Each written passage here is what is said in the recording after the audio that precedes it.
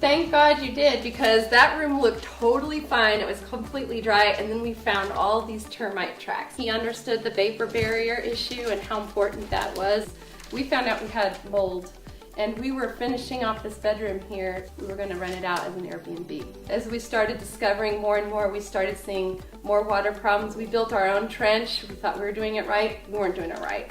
I called 3 or 4 different contractors I know, but they have a one-way fix. What I liked about Kevin is he is actually a consultant. He knows how to do all the traditional ways. He knows how to do the outside stuff. He understands the way that drainage works, the way that groundwater comes up, and his price was less than the competition. And he told me things I didn't need to do, and I really appreciated that. I had mold on the back side of my drywall, and I'll tell you, having a basement, I'm scared to death to finish this, because what if that happens again? I have to have that proof. So I'd rather take a longer time, make sure it's done. We found some mold in this corner, and we saw that the water was coming in at that corner, and I looked at my inspection report. That was identified as could be a problem, but the inspectors were all like, this is a great home, because when they looked at this, this was brought out 10 inches from the actual block. So there was no way to get a moisture reading that would show you that you actually had tons of water coming inside, all hidden behind the walls. And all of the problems and the bad design, the bad workmanship was hidden, and we had no idea. And that's a great point. So home inspectors, I was a home inspector for 10 years, and it's a visual inspection. All right, we have moisture meters, we can put it on the sheetrock, but like Nicole said, when you have a gap behind there this big, you're not going to pick up a whole lot of moisture. Especially when it's dry. Yeah, exactly. It was dry when he did the inspection. Exactly. We had that rain. So the best way to tell if you have moisture issues in your basement when you have a finished basement is literally take the baseboard off between the sheetrock and the baseboard. That's your first line. Because what happens is the moisture gets trapped between the wood baseboard or plastic, whatever you use, but typically wood, and the sheetrock. So if it's plastic, it won't be on the baseboard, but it'll be on the sheetrock. So you take that off, you pull out a little bit, and if you see mold, you've got a moisture issue. And we end up having to do another room too. Important to have the insulation done properly, the vapor barrier, and the waterproofing. And you don't find a contractor that understands every aspect. They might know how to dig the trench, they might know how to dig it out outside, but they don't know all of the steps that are involved to make a basement dry and tight and insulated. It's very important for that salesperson to have the actual experience of doing the work. Agreed. Because when you tear this out, and all of a sudden you have what she had, they're going to come back to her and say, that's going to be another $10,000.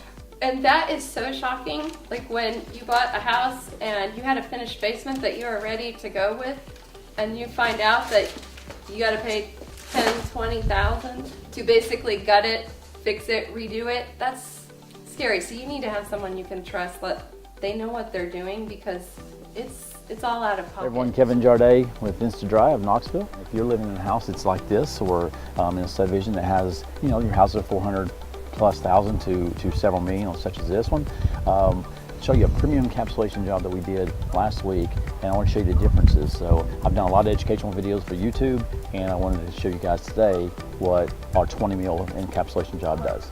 All right, so we're going into the crawl space. A lot of times we have crawl spaces we can't hardly get into. This one I picked that because it was actually easy to get into. So come follow me. As you see, the whole surrounding is very clean.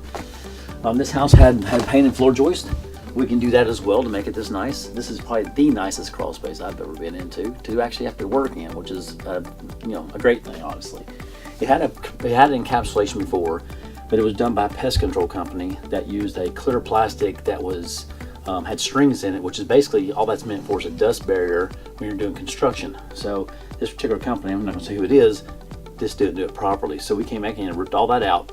The way they had it before, they had the plastic going all the way up, wrapped around 2x4, and which actually trapped the moisture in that 2x4, and the 2x4 was starting to rot. It had mold all over it and everything else. So we took all that out, took the whole encapsulation out, and we turned and put ours in, and then we put our 20 mil plastic up here, and we left it one block down. And the reason why you do that is so you can see foundation cracks, and you can also see if that has any kind of termites or anything going through here. All right, so what we have here is a sump pump we installed. We take any water that's getting around the foundation and we get it out as fast as possible. Now this particular house had a deep trench, about 2.5 feet deep already. So right here, this actually falls down, all right? And there's about 10 inches between the two. And we put a sock drain in with some gravel on it, and it just gets the water to that sump pump, which gets it out of the house. Now, one of the things we do differently also is we take the plastic, and you don't see a big drop right here. It's because we come here and that.